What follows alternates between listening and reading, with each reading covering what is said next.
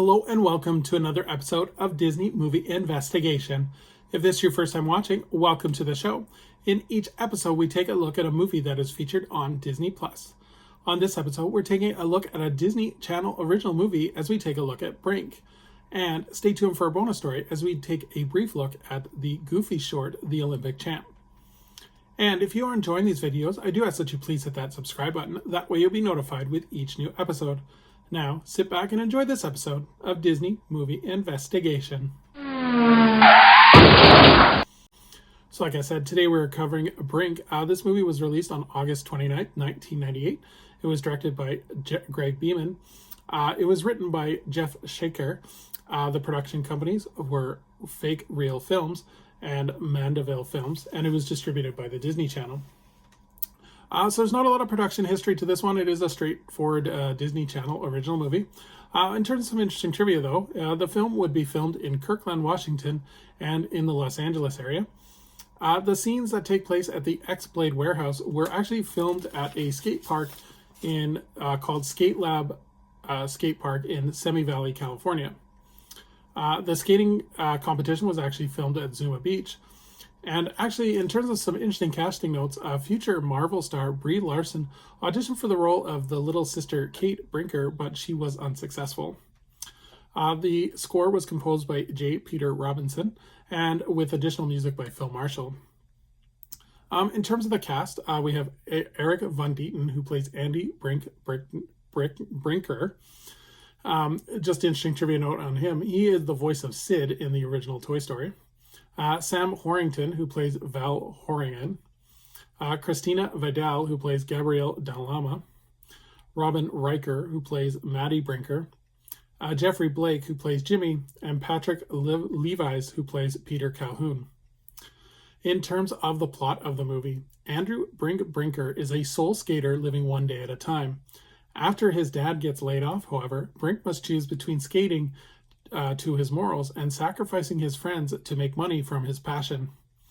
Watch as Andrew face off against Team X-Blades in the final race that will leave you at the edge of your seat.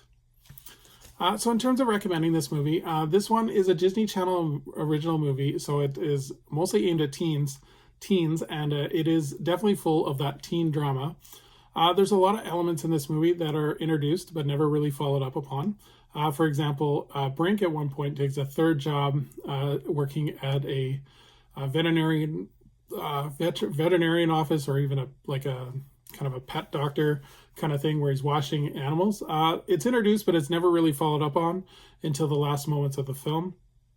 The other thing is the stuff with the dad, the relationship with the dad and him having to sacrifice to join the X-Blades. Could have worked if it was more developed in terms of a character relationship between the dad and him.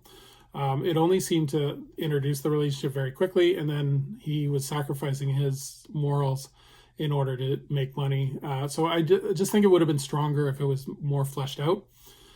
This movie as well has a lot of montages. I think there's at least 6 different montages, which kind of proves that the story is not long enough to make a full-length movie. So there's a lot of different skating montages, which obviously, given that this movie is about inline skating, I totally understand that. As well as there's montages of Brink doing his different jobs. So again, I wish this movie would had a more developed plot. Overall, I think it's good for the teen audience, but just as a general movie, this one is probably not one I'm going to be revisiting a lot of the time. It's just, again, it's a lot of teen drama with no substance to it. So as we move forward to our bonus story, we're going to take a look at a Goofy short called The Olympic Champ. This short was released on October 9th, 1942. It was directed by Jack Kirby, and the production companies were Walt Disney Productions, and it was distributed by RKO Radio Pictures. In terms of the plot of the short starts off with Goofy doing the Olympic torch relay to the cauldron, and then explains the events in track and field, such as the pole vault, the relay race, short put, and other events, which end in Goofy in the trophy area. So this is typical at the time with the Goofy shorts of the Sports Goofy, where he would have a narrator describing the different ways to do the sports, and then Goofy obviously mucking it up. I think this one was very funny, especially the stuff with the Olympics and having Goofy kind of trip over himself. The relay part is really funny, as well as the Olympic torch starts right off the gate. Definitely, if you haven't seen this one, definitely give it a recommendation. It is very funny. This short has been released several times on several Disney collections, including the Disney Treasures, the Complete Goofy set, the Goofy World of Sports, and It's a Small World of Fun Volume 2. So if you haven't seen this in a while, definitely it is worth watch. It is worth a good laugh. So thank you so much for joining us here on another episode of Disney Movie Investigation. I would invite anyone to please leave a comment on what they think of the movie Brink, as well as if you've seen the Olympic champ, the Goofy short. I would love to hear your comments on what you think of it as well. So as we look forward to our next episode, we are going deep into the Disney vault as we take a look at the Blue Max. So until next time, I hope you have a magical day, and we will see you real soon.